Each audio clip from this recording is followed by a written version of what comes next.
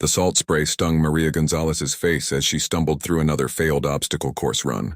Her lungs burned with each ragged breath and her legs felt like they were made of concrete. Around her, the other Navy recruits moved with precision and confidence that seemed as foreign to her as speaking Mandarin. The instructor's whistles pierced the morning air, signaling yet another disappointing performance from the young woman who had dreamed of serving her country since she was 12 years old. Maria wiped the sweat from her forehead and tried to ignore the sideways glances from her fellow trainees. She had joined the Navy with stars in her eyes and determination in her heart, but reality had hit her like a freight train from day one. Every physical challenge seemed designed to highlight her weaknesses.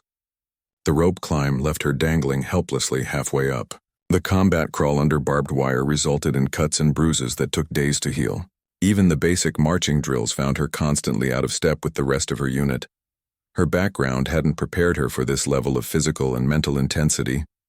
Growing up in a small town in Texas, Maria had been more comfortable with books than barbells. She excelled in her studies, graduated valedictorian of her high school class, and earned a scholarship to study engineering. But something deep inside her had always yearned for something more meaningful than a desk job. When she saw a Navy recruitment video during her sophomore year of college, featuring strong women serving alongside men in various military roles, she knew she had found her calling. The decision to enlist had shocked everyone who knew her. Her parents, both teachers, had envisioned their daughter following a traditional academic path. Her friends couldn't understand why someone with her intellectual gifts would choose such a physically demanding career. Even her college professors tried to dissuade her, pointing out the promising internships and graduate school opportunities that awaited her. But Maria had made up her mind. She wanted to serve, to be part of something bigger than herself, to prove that she could be more than just another smart girl from a small town. The reality of military training, however, was proving far more challenging than she had anticipated. Every morning began at 5 a.m. with physical training that left her gasping for air, while others barely seemed winded. The drill instructors showed no mercy for her struggles, treating her attempts with the same standards they applied to everyone else. There were no participation trophies in the military, no curve grading, no second chances for those who couldn't keep up.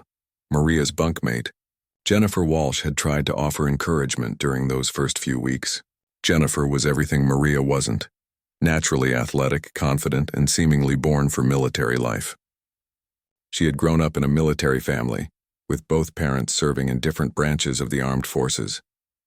Physical fitness had been a part of her daily routine since childhood, and the transition to military training felt as natural to her as breathing. During their quiet conversations after lights out, Jennifer would share stories about her family's military tradition and try to boost Maria's confidence. She explained how her father had struggled during his early days in the Army, how he had been the slowest runner in his unit, but eventually became one of the most respected soldiers in his regiment. These stories provided some comfort, but they couldn't change the fact that Maria was falling behind in almost every measurable category. The worst part wasn't the physical exhaustion or even the constant sense of failure. It was the growing doubt that crept into her mind during the quiet moments. Had she made a terrible mistake? Was she really cut out for military life? The other recruits seemed to possess an innate understanding of military culture and expectations that she lacked. They moved with purpose and confidence, while she often felt like she was stumbling through each day, trying to figure out the unwritten rules of this new world. The combat training exercises were particularly challenging for Maria. While she understood the tactical concepts intellectually, translating that knowledge into physical action proved nearly impossible. During simulated firefights, she would freeze up, overthinking every movement while her teammates relied on instinct and training. Her weapon handling was clumsy, her communication unclear, and her decision-making slow. The instructors would shake their heads in frustration, wondering how someone so clearly intelligent could struggle so much with basic military skills. As the weeks passed, Maria began to notice a pattern in her failures. It wasn't just that she was physically weaker or less coordinated than her peers. There seemed to be something deeper at play, something related to confidence and mental approach. She would start each exercise with determination, but as soon as things became difficult, doubt would creep in and sabotage her performance.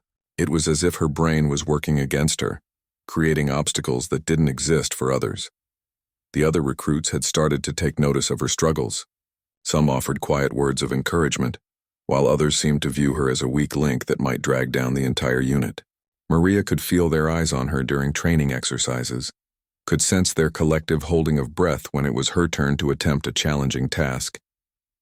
The pressure was becoming overwhelming, adding another layer of difficulty to an already impossible situation. Despite all these challenges, Maria refused to give up. Every night she would lie in her bunk and remind herself why she had chosen this path. She thought about her grandfather, who had served in World War II and had always spoken with pride about his military service. She remembered the feeling of purpose she had experienced when she first decided to enlist, the sense that she was meant to be part of something important and meaningful. But as another day of failed training exercises came to an end, Maria couldn't help but wonder if wanting something badly enough was sufficient to overcome natural limitations. She was about to discover that sometimes the answer to that question comes from the most unexpected sources, in the form of wisdom that can only be gained through years of experience and a deep understanding of what it truly means to serve. Commander Jack Harrison stood at the edge of the training ground, his weathered hands clasped behind his back, as he observed the latest group of recruits struggling through their morning exercises. His sharp eyes, which had seen combat in 3 different theaters of war, missed nothing. He watched as one particular recruit attempted the rope climb for what appeared to be the 12th time, only to slide back down after making it barely a quarter of the way up. The commander had arrived at the training facility just 2 days earlier, brought in to assess the current training programs and provide recommendations for improvement.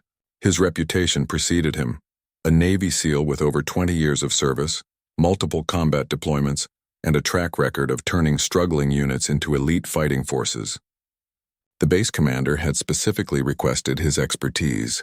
After noticing concerning trends in recruit performance and retention rates, Harrison had spent his first day reviewing training records and observing classes from a distance. What he saw troubled him. The instructors were competent and dedicated, but they seemed to be applying a one-size-fits-all approach to training that wasn't accounting for the diverse backgrounds and learning styles of modern recruits. Too many promising candidates were washing out, not because they lacked potential, but because the training methods weren't bringing out their best qualities. Maria Gonzalez had caught his attention immediately. Her training file told an interesting story: exceptional academic performance, strong psychological evaluations, and genuine motivation to serve. Yet her physical performance scores were among the lowest in her class. Harrison had seen this pattern before, usually in recruits who possessed tremendous potential, but had never learned to properly channel their mental strengths into physical performance. During his second day of observation, Harrison positioned himself where he could watch Maria more closely. He noticed things that others had missed. Despite her repeated failures, she never gave up. When other recruits took water breaks, she continued practicing. When the official training day ended, she could often be found working on her own, trying to master the skills that came naturally to others. Her technique was flawed and her approach inefficient, but her determination was absolute. What impressed Harrison most was how Maria responded to failure. Instead of becoming discouraged or angry, she would pause, analyze what had gone wrong, and immediately try again with slight modifications to her approach. It was the mindset of an engineer, he realized, someone who viewed problems as puzzles to be solved, rather than obstacles to be feared. The challenge was helping her understand that military training required a different kind of problem-solving, one that relied more on instinct and muscle memory than analytical thinking. During the afternoon combat simulation, Harrison watched as Maria's unit was tasked with clearing a mock enemy compound. The exercise was designed to test teamwork, communication, and decision-making under pressure. As expected, Maria struggled with the physical demands of the scenario, but Harrison noticed something her instructors had overlooked. While she moved slowly and awkwardly, her tactical awareness was exceptional. She spotted potential ambush points that others missed, identified strategic weaknesses in the enemy position, and suggested flanking maneuvers that demonstrated sophisticated understanding of combat principles. The problem wasn't that Maria lacked the skills to be a good soldier. The problem was that she was trying to be the wrong kind of soldier. She was attempting to compete on raw physical ability with recruits who had natural athletic advantages. instead of leveraging the intellectual and analytical strengths that could make her uniquely valuable to a military unit. That evening, Harrison requested Maria's complete file from the training office. As he suspected, her academic background was impressive: engineering degree, advanced courses in systems analysis, and undergraduate research in logistics optimization. Her psychological profile indicated high levels of conscientiousness, analytical thinking, and stress tolerance. These were exactly the qualities the modern military needed, particularly in an era where warfare increasingly relied on technology, coordination, and strategic thinking. Harrison also noticed something else in Maria's file that others had apparently missed. Her stated career goal wasn't to become a frontline combat soldier. She had expressed interest in military intelligence, logistics coordination, and strategic planning. Yet the training program was treating her as if she intended to become an infantry specialist, focusing almost exclusively on skills that played to her weaknesses rather than her strengths. The next morning, Harrison decided to intervene. He arrived at the training ground early and positioned himself where he could observe the entire morning routine. As expected, Maria struggled through the physical training exercises, falling behind the group during the morning run and requiring multiple attempts to complete basic obstacle course elements. Her frustration was becoming more visible, and Harrison could see that she was reaching a breaking point. During the mid-morning break, Harrison approached Chief Petty Officer Martinez, the lead instructor for Maria's unit. Martinez was a good instructor with years of experience, but Harrison sensed that he might be missing opportunities to help struggling recruits reach their potential. The conversation was brief but illuminating. Martinez confirmed Harrison's observations about Maria's struggles, but also admitted that he wasn't sure how to help her improve. He had tried the standard approaches: extra physical training, remedial instruction, peer mentoring, but nothing seemed to be working. Martinez expressed frustration that someone, with Maria's obvious intelligence, couldn't seem to master what he considered basic military skills. Harrison explained his theory about different types of intelligence and the need to match training approaches to individual learning styles. He suggested that Maria might benefit from understanding the why behind each training exercise, not just the how. Military training had evolved over the decades, but many instructors still relied on methods that emphasized repetition and muscle memory over analytical understanding. As they spoke, Harrison watched Maria attempting the rope climb once again. Her technique was improving slightly, but she still lacked the explosive power and coordination that the exercise required. What struck him was her persistence. Despite obvious exhaustion and repeated failure, she continued trying, making small adjustments to her grip and body position with each attempt. It was exactly the kind of methodical, never-give-up attitude that made great soldiers, even if it didn't always make for impressive training demonstrations. Harrison made a decision that would change everything. He would intervene directly, not to lower standards or make excuses for poor performance, but to help Maria understand how to apply her considerable mental strength to the physical and tactical challenges of military service. Sometimes the best soldiers weren't the ones who found training easy, but those who learned to overcome their limitations through intelligence, determination, and creative problem-solving. The morning sun cast long shadows across the training ground as Commander Harrison approached Maria during what had become her routine post-training practice session. She was alone, as usual, attempting to master the monkey bars that had become her personal nemesis. Her hands were raw and bleeding slightly, but she continued moving across the bars with grim determination, making it further each time before her grip finally gave out. Harrison had been observing her extra training sessions for 3 days, noting the systematic way she approached each challenge. Unlike other struggling recruits who simply repeated the same mistakes, Maria made small adjustments with each attempt. She experimented with different grip positions, tried varying her breathing patterns, and even timed her movements to find the most efficient rhythm. It was the approach of someone who understood that problems could be solved through careful analysis and persistent effort. "Recruit Gonzalez," Harrison called out, his voice carrying the unmistakable authority of decades of military service. Maria immediately dropped from the bars and snapped to attention, her face flushed with embarrassment at being caught during her unauthorized practice time. She had heard about the famous SEAL commander who was visiting the base but had never expected him to take notice of her struggles. "Sir, I was just working on my technique, sir," Maria said, her voice steady despite her obvious nervousness. She had learned early in training that honesty was always the best policy when dealing with superior officers, even when that honesty might get her in trouble. Harrison studied her for a moment, taking in the determined set of her jaw and the way she held herself despite obvious exhaustion. "At ease, recruit. I'm not here to discipline you for extra training. I'm here because I've been watching you, and I think we need to have a conversation about your approach to these exercises." The words surprised Maria. She had grown accustomed to criticism and correction, but this sounded different. Harrison gestured for her to sit on a nearby bench, a gesture that would have been unthinkable from any of her regular instructors. The informal setting made her even more nervous, as she wasn't sure how to behave around such a high-ranking officer outside the normal training structure. "Tell me about your background before the Navy," Harrison said, settling beside her with the easy confidence of someone comfortable with command. "I've read your file, but I want to hear it from you."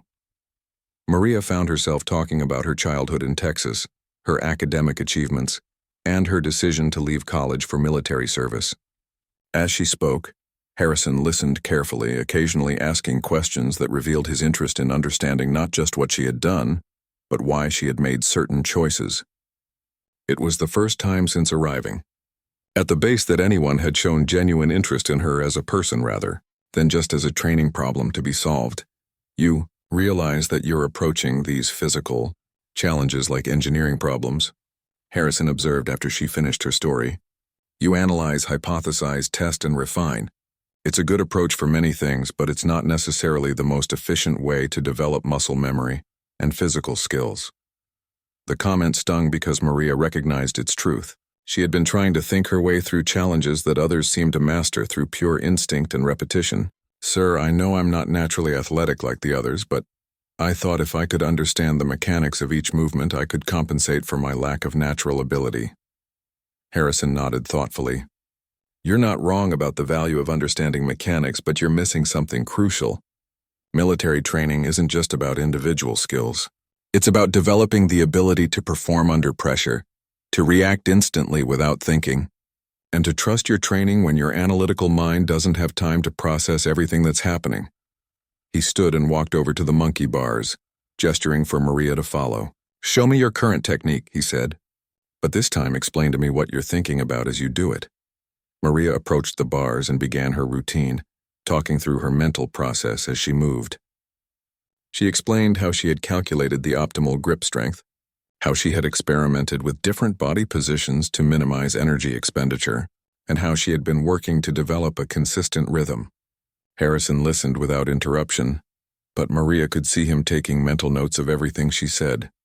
"Stop," he said when she was halfway across the bars. "Hang there for a moment and listen to me." Maria's arms were already burning, but she held her position and focused on his words. "Everything you just told me shows sophisticated understanding of the physical principles involved. You're not failing because you don't understand the exercise. You're failing because you're trying to control every variable instead of trusting your body to do what you've trained it to do." The insight hit Maria like a physical blow. She had been so focused on perfecting her technique that she had never learned to simply execute it. Her analytical mind was actually working against her, creating hesitation and doubt at the exact moments when she needed confidence and fluidity. "Let me try something different with you," Harrison continued. "I want you to complete this exercise, but I don't want you to think about grip strength or body position or energy conservation. Instead, I want you to focus on one simple goal: reach the other side. Don't analyze how you're going to do it, just do it." The instruction seemed almost impossible to follow. Maria's entire approach to learning had always been based on understanding and analysis. The idea of simply acting without thinking felt reckless and uncomfortable. But she had come too far to back down now, and if a Navy SEAL commander thought this approach might work, she was willing to try. Maria took a deep breath and began moving across the bars again, this time forcing herself to suppress her analytical thoughts and focus only on the end goal. It felt strange and almost frightening to move without constantly monitoring and adjusting her technique. But something remarkable happened. Without the constant mental interference, her body began to move more naturally. Her rhythm became smoother, her grip more confident, and her progress more consistent. For the first time since arriving at the base, Maria completed the monkey bars without falling. The achievement was small in absolute terms, but for her, it represented a fundamental breakthrough in understanding. She had discovered that sometimes the key to success wasn't thinking harder, but thinking differently. Harrison smiled as she dropped to the ground, breathing hard, but grinning with genuine excitement. "That's the first step," he said. "Now you need to learn how to apply that same principle to everything else you're struggling with." Military effectiveness isn't just about individual skills. It's about integrating those skills into instinctive responses that work under pressure. As they walked back toward the main training area, Harrison explained that he would be working with her personally over the next few weeks. It wouldn't be easier than regular training, he warned, but it would be different. Instead of simply repeating exercises until she improved, they would focus on developing the mental approaches that would allow her natural strengths to enhance rather than hinder her physical performance. The specialized training sessions with Commander Harrison began at dawn the following Monday. Maria arrived at the designated training area to find him waiting with a selection of equipment she didn't recognize and a training schedule that looked unlike anything she had experienced during her regular instruction. Instead of the usual focus on repetitive physical exercises, Harrison's program seemed designed to challenge her mind and body simultaneously. "Today we're going to work on something called adaptive thinking," Harrison explained as they began with what appeared to be a simple warm-up run. The military operates in constantly changing environments where the ability to adjust quickly is often more valuable than perfect execution of predetermined techniques. As they ran, Harrison presented Maria with a series of tactical scenarios, asking her to propose solutions while maintaining their pace. The questions started simple. How would you approach a building with unknown occupants, but quickly became more complex? He would add variables mid-conversation, forcing her to revise her strategies on the fly. It was mentally exhausting, but Maria found herself energized by the intellectual challenge in a way that pure physical training had never accomplished. The real revelation came during their first combat simulation exercise. Instead of placing Maria in the standard assault role where she had consistently struggled, Harrison assigned her as the team's tactical coordinator. Her job was to observe the exercise from an elevated position, communicate threats and opportunities to her teammates, and help coordinate their movements based on changing battlefield conditions. From her observation post, Maria could see the entire mock battlefield with remarkable clarity.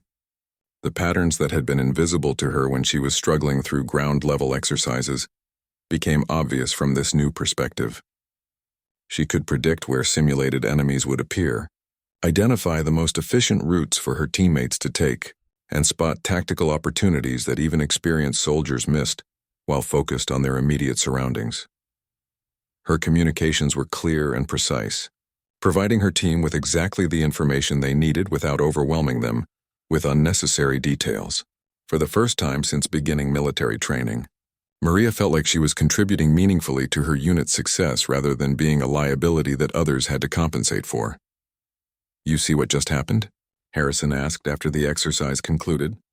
"You didn't become a different person or suddenly develop new physical abilities. You found a way to apply your existing strengths to military objectives in a manner that creates value for your entire team." The insight began to transform Maria's understanding of what it meant to be a soldier. She had assumed that military effectiveness required her to become someone she wasn't, more athletic, more aggressive, more physically imposing.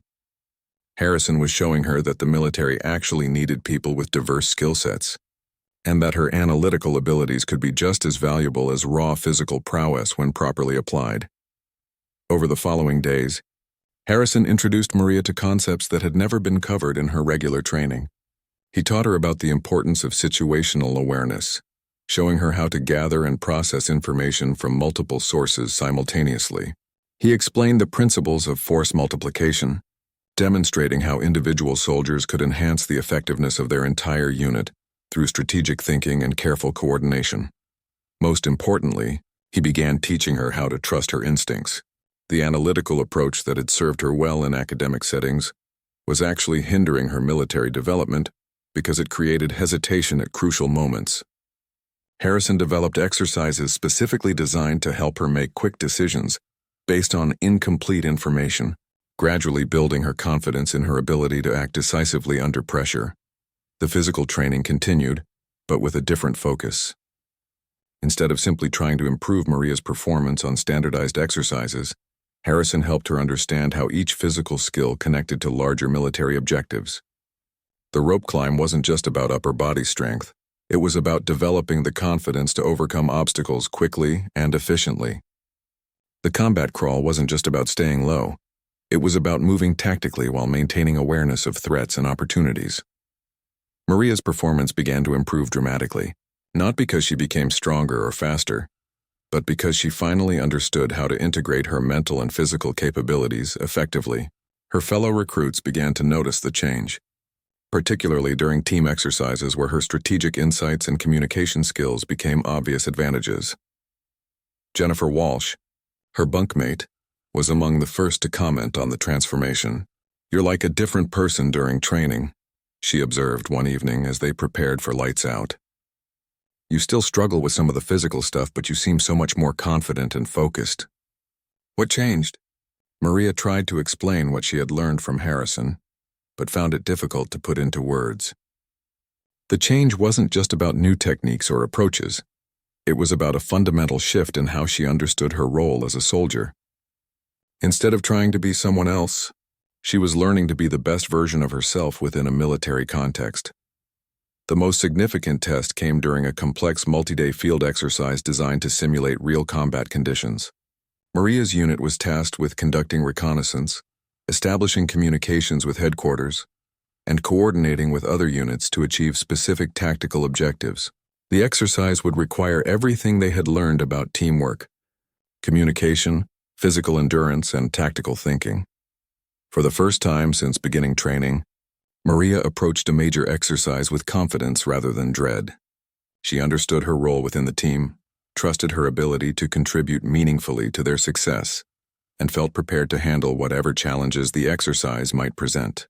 Harrison had given her something more valuable than improved physical performance. He had given her a clear understanding of how her unique abilities could serve military objectives effectively.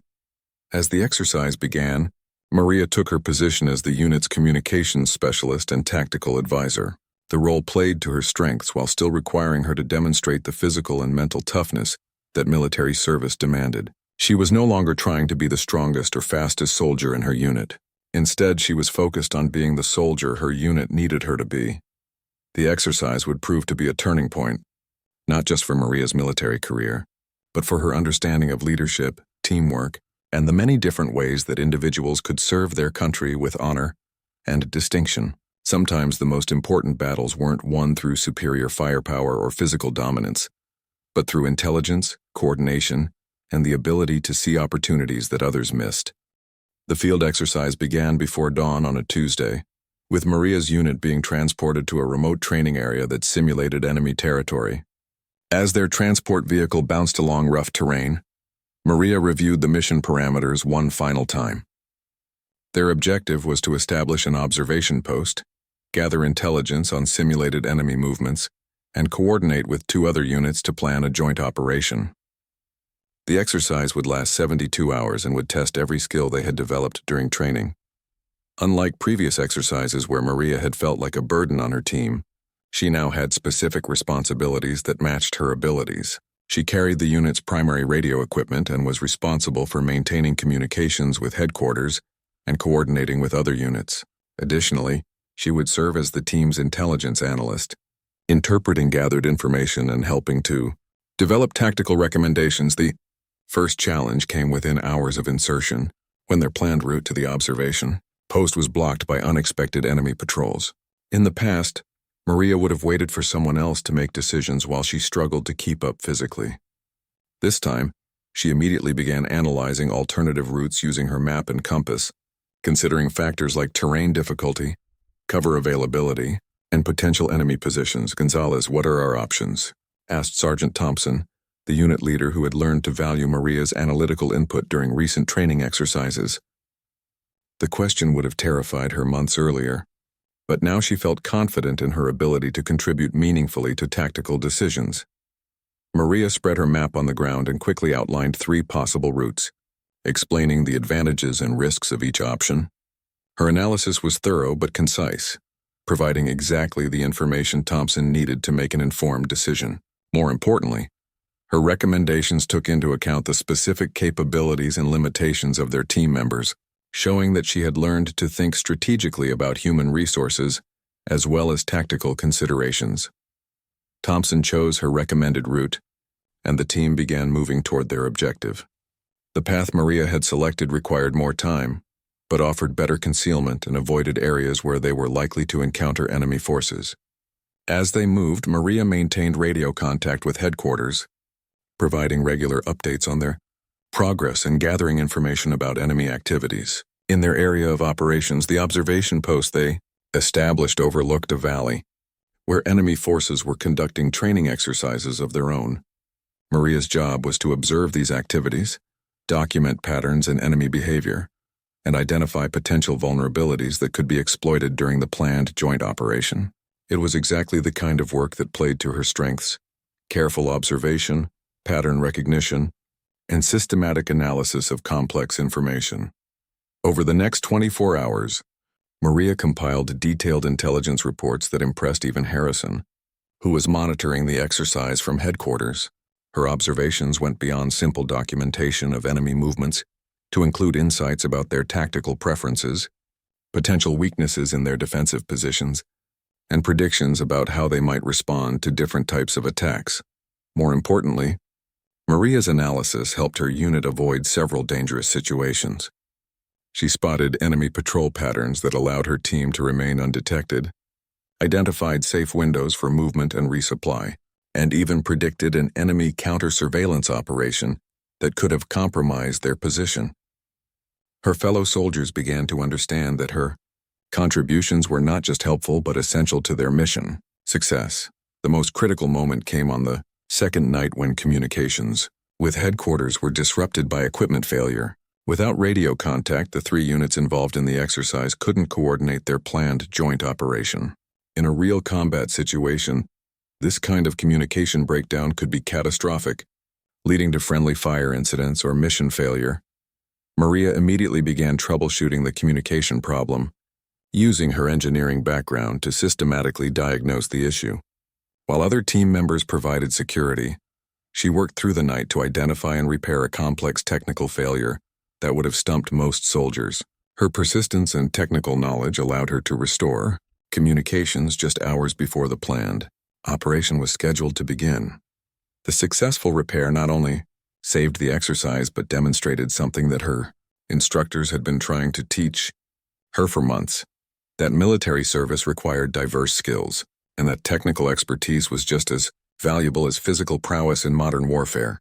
Maria had found her niche within the military structure, a role that allowed her to contribute meaningfully while continuing to develop the physical and tactical skills that all soldiers needed.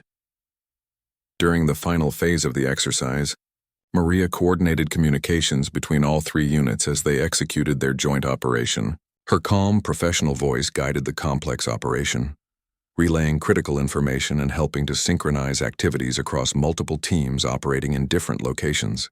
The operation succeeded beyond expectations, with all objectives achieved and no casualties sustained. As the exercise concluded and the units returned to base, Maria reflected on how dramatically her experience had changed since Commander Harrison's intervention. She was still not the strongest or fastest soldier in her unit, but she had learned to be valuable in ways that complemented, rather than competed with her teammates' abilities. More importantly, she had developed confidence in her ability to perform under pressure and contribute meaningfully to military operations. The debriefing session provided formal recognition of her contributions to the exercise's success. Her intelligence reports were praised for their accuracy and insight. Her technical skills in repairing the communication equipment were noted as mission critical, and her coordination of the final operation was highlighted as exemplary. For the first time since beginning military training, Maria received positive feedback that focused on her strengths rather than her limitations. Harrison approached her after the debriefing with a smile that conveyed both pride and satisfaction.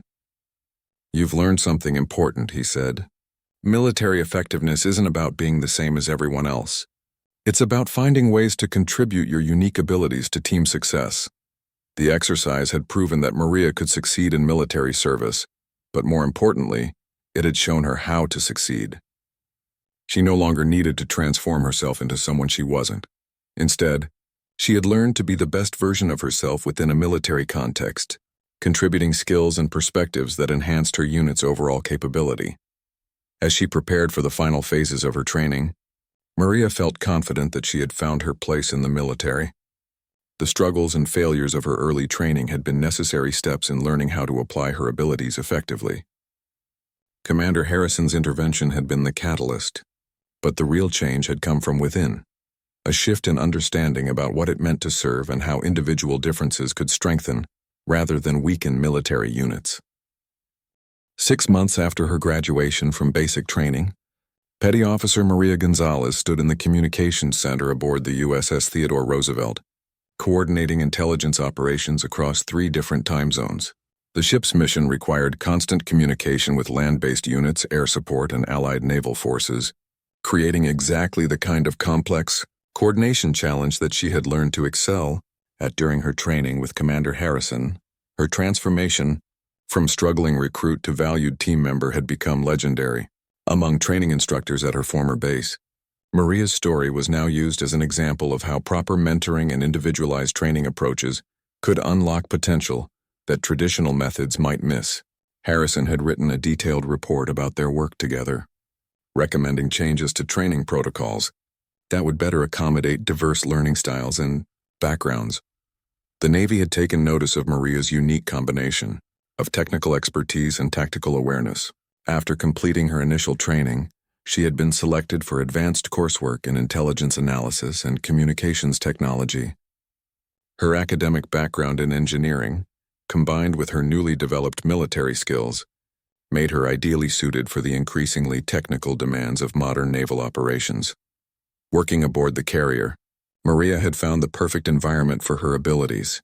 The ship's operations required constant coordination between different departments, careful analysis of intelligence from multiple sources, and rapid adaptation to changing tactical situations.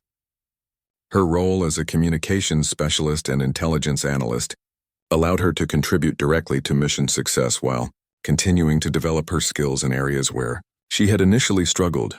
Her fellow sailors had quickly learned to value her contributions.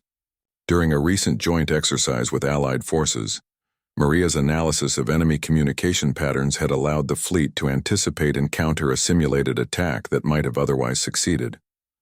Her ability to process complex information quickly and communicate her findings clearly had become an essential part of the ship's operational capability. The physical demands of shipboard life had also contributed to her continued development. The confined spaces and challenging conditions aboard the carrier required a different kind of physical fitness than the obstacle courses and combat simulations of basic training. Maria discovered that she was well suited to this environment, where endurance and adaptability were more important than explosive strength or speed. More importantly, she had learned to view physical challenges differently. Instead of seeing them as obstacles to overcome through pure effort, she approached them strategically, using her analytical skills to find efficient solutions. When required to perform maintenance work in tight spaces, she planned her movements carefully to minimize fatigue. When participating in damage control drills, she focused on understanding the systems and procedures rather than simply following orders blindly. The lessons from Commander Harrison's training had become integrated into every aspect of her military service. She had learned that effective military service required constant learning and adaptation, that individual strengths could enhance team performance when properly applied, and that confidence came from understanding her role rather than trying to excel at everything. Maria's success had also had an impact beyond her own career. Her story had inspired other recruits who struggled with traditional training methods, showing them that there were multiple paths to military effectiveness. Training instructors had begun incorporating some of Harrison's techniques into their regular programs, with measurable improvements in recruit retention and performance. The communication came on a Tuesday morning, while Maria was analyzing intelligence reports in preparation for an upcoming mission. The message was from Commander Harrison, now serving at the Pentagon, requesting her input on a new training initiative designed to identify and develop non-traditional military talents. The Navy was implementing changes based on the success stories of recruits like Maria, and they wanted her perspective on how to better integrate analytical thinkers into combat units. Reading Harrison's message, Maria reflected on how far she had traveled from those early days of struggle and self-doubt. The young woman who had barely been able to complete basic obstacle courses was now being consulted on military training policy. The transformation hadn't been about becoming someone different, but about learning to be herself more effectively within a military context. Her response to Harrison's request was comprehensive and thoughtful, drawing on both her personal experience and her observations of other sailors who had faced similar challenges. She emphasized the importance of identifying individual strengths early in training and providing multiple pathways for recruits to demonstrate their value. Most importantly, she stressed that military effectiveness came from teams of diverse individuals working together, not from trying to make everyone identical. The irony wasn't lost on her that the skills which had once made her feel like a misfit in military training were now exactly what the modern Navy needed most. As warfare became increasingly technological and complex, the military required people who could think analytically, adapt quickly to new situations, and coordinate complex operations across multiple domains. Her engineering background and systematic approach to problem-solving had become assets rather than liabilities. During her off-duty hours, Maria often found herself mentoring younger sailors who reminded her of herself during those difficult early days. She shared the lessons she had learned from Harrison about finding your role within a team, about the difference between individual excellence and collective effectiveness, and about the importance of persistence when facing challenges that seemed insurmountable. One particular conversation stood out in her memory. A young recruit named David Chen had been struggling with the physical demands of shipboard life, while excelling at the technical aspects of his job. Maria recognized the pattern immediately, someone trying to be good at everything instead of focusing on being excellent at what mattered most. The goal isn't to be the best at everything, she had told him. During a quiet moment between shifts, the goal is to be so good at your specialty that your team can't imagine succeeding without you. Excellence in your area of strength is more valuable than mediocrity across the board. The advice was almost identical to what Harrison had told her years earlier, but now she understood it from the perspective of someone who had lived it. She had learned that military service wasn't about individual heroics or personal achievement, but about finding ways to contribute meaningfully to something larger than yourself. As Maria completed her current tour of duty, she began planning for the next phase of her military career. The Navy had offered her opportunities for advanced training in intelligence analysis, with the possibility of eventually becoming an instructor herself. The prospect excited her because it would allow her to help other non-traditional recruits find their path to military success. Looking back on her journey from struggling recruit to respected petty officer, Maria understood that Commander Harrison's intervention had been about more than just training techniques or motivational speeches. He had seen potential that she hadn't recognized in herself and had provided the guidance necessary to unlock it. But the real transformation had come from within, from learning to value her own unique contributions and finding confidence in her ability to serve effectively. The struggles and failures of her early training were no longer sources of embarrassment but valuable experiences that had taught her resilience, humility, and the importance of continuous learning. Every challenge she had faced had contributed to her development as both a sailor and a person, creating the foundation for a military career that was both successful and personally fulfilling. As she stood watch in the carrier's communication center, monitoring operations across multiple theaters of conflict, Maria felt a deep sense of satisfaction and purpose. She had found her place in the military not by becoming someone different, but by learning to be herself more effectively. The young woman who had once struggled to complete basic training exercises was now playing a crucial role in operations that helped protect her country and support her fellow service members around the world. The lesson that had taken her months to learn could be summarized in the simple command that Harrison had given her during that pivotal moment on the training ground: stop trying to be perfect at everything and start being excellent at what matters. It was advice that had transformed not just her military career, but her entire understanding of what it meant to serve with honor and distinction.